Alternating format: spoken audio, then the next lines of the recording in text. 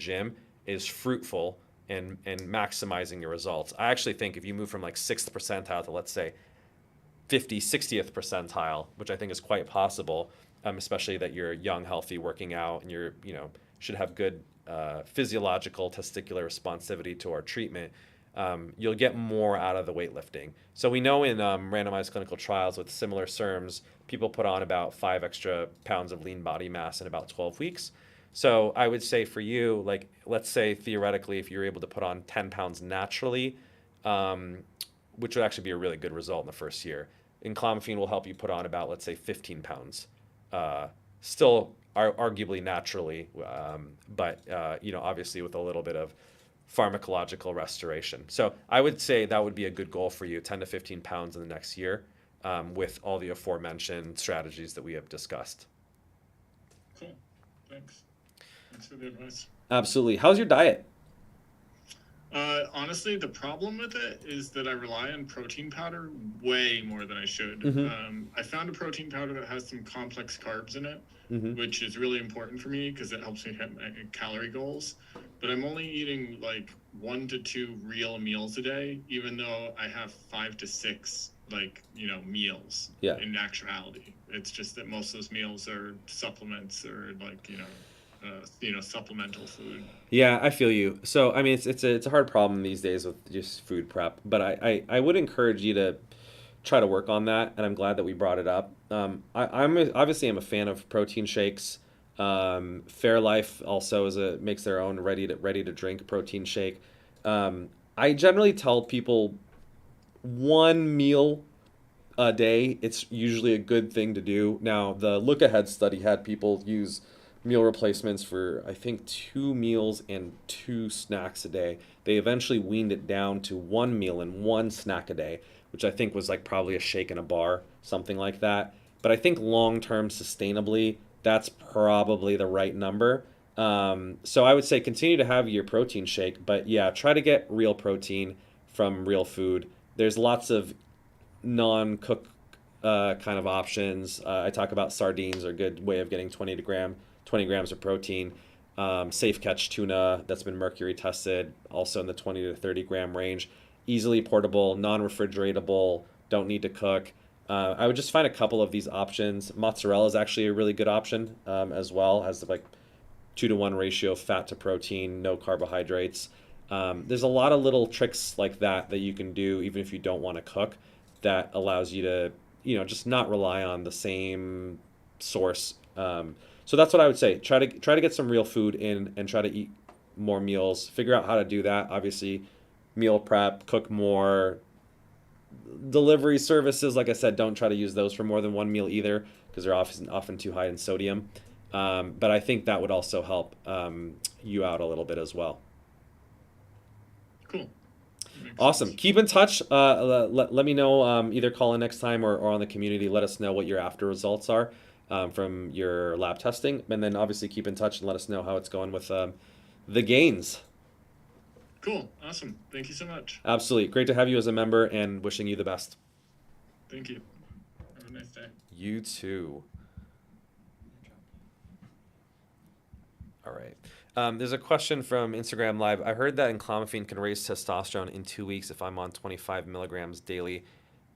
How much would it raise in 2 weeks? It's not completely a function of the dosage. You can raise your testosterone on 3, 6, 12 milligrams. Obviously, 25 will raise it more, but it's not necessary to be on 25 in order to see a testosterone increase. In fact, if you're young and healthy, you can see a doubling of testosterone on 6.25 milligrams quite often. So 25 is actually the highest dose that was been studied in the clinical trials, and I actually don't think most people should be taking it unless your doctor thinks so. Our doctors are particularly conservative, and so unless they're not responsive to the lower dosages, we don't generally put people on 25 milligrams straight away. How much would it raise it in 2 weeks? It totally depends on on your body. There's no, it's not a everybody's body is different, and so you can't just say, okay, how much is going to increase? I don't know what your baseline levels are. I don't know what your health is. There's a lot of factors that you need to know, but the best way to do it is just test it. Take your levels, and then we generally recommend retesting. It sounds like you're not on our protocol. I don't know where you're getting your enclomiphene from, but we retest after 28 days on purpose because that's what the research literature shows. Peak testosterone is achieved in. Now you could retest after 2 weeks.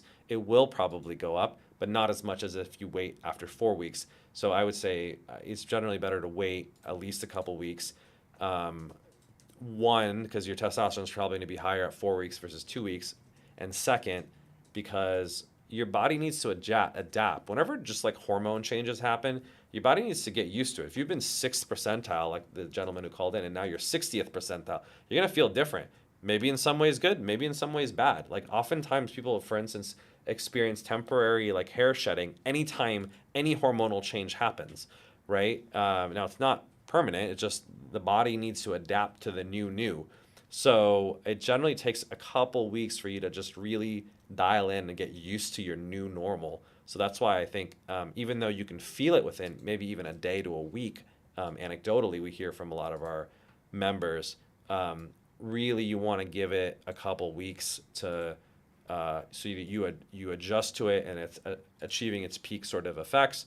And then ideally, you want to give it a couple months if any titration is needed. If you're adjusting the dose, then you need to wait another few weeks and see how you feel on that. So I generally tell people 90 days. You got to be a little patient about this stuff, right? This is something that you, especially if you want to maintain for the rest of your life, you want to, give it enough time for you to adjust, and have your doctor make the right adjustments so that you're finding the right minimal effective dose that you can stay on for the rest of your life. That's why I'm like, we tend to be very low and slow with our dosages.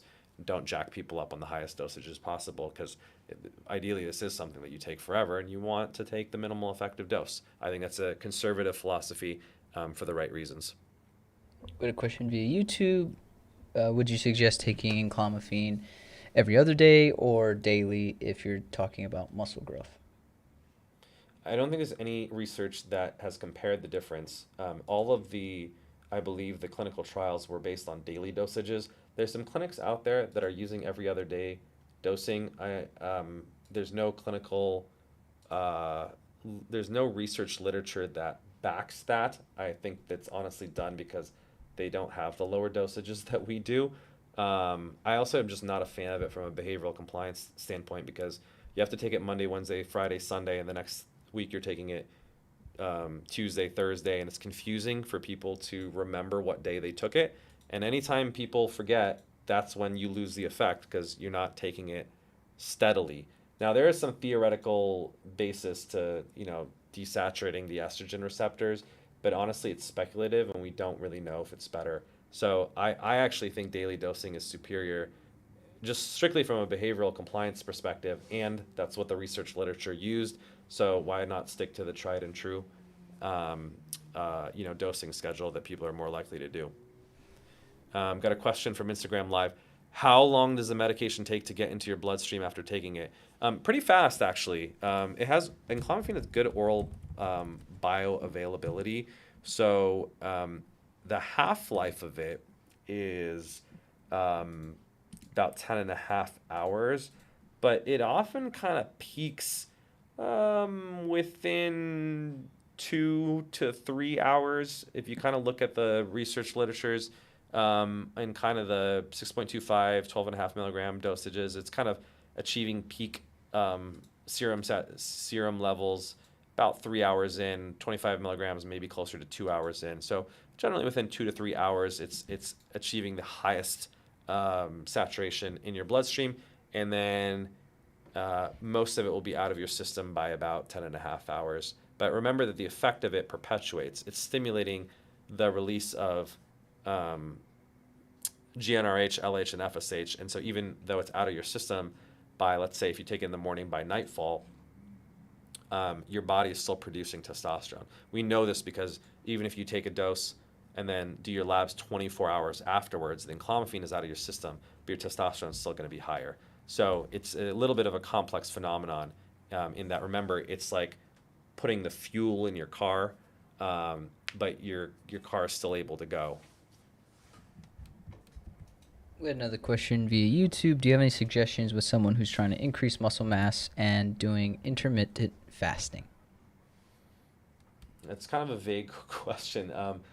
Suggestions for increasing muscle mass while doing intermittent fasting. I would check out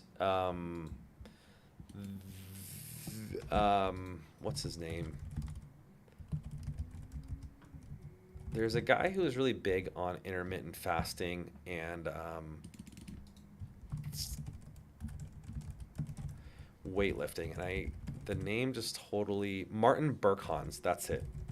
Um, Martin Berkhans was kind of the popularizer of intermittent fasting, and he has a program called Lean Gains.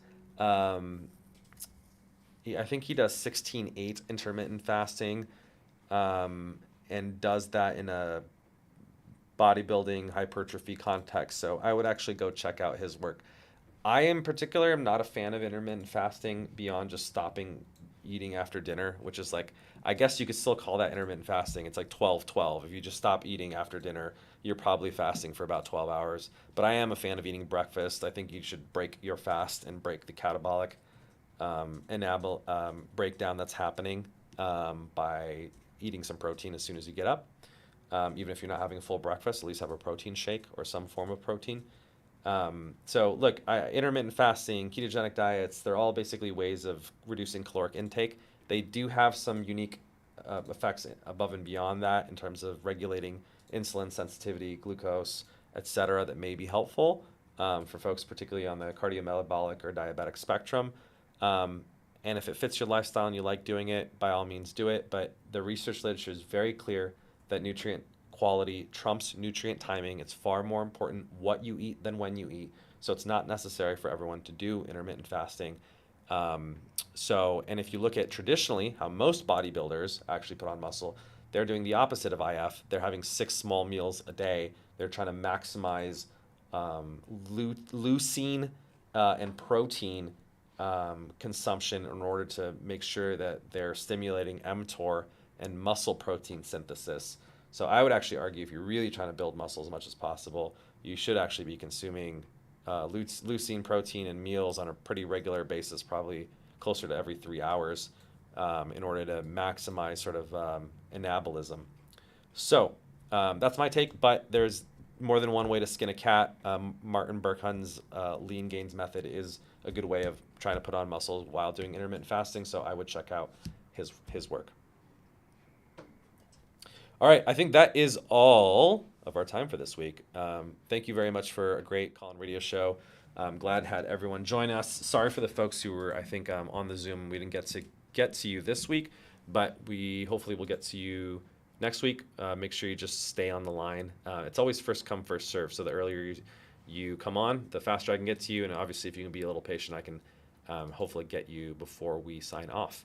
All right, so with that, hope you have a very enjoyable Thursday, and you can check us out on our online community if you have additional questions that we didn't get to. It's maximistribe.com/discord. We have a health coaching channel where we talk about these topics, and if you have any questions about the King or Lover protocol that we offer, we have channels for that as well, in addition to nutritional supplementation, fitness, relationships, professional, financial advice, everything in order to be a healthier and better man. Take care, everyone. Have a wonderful day.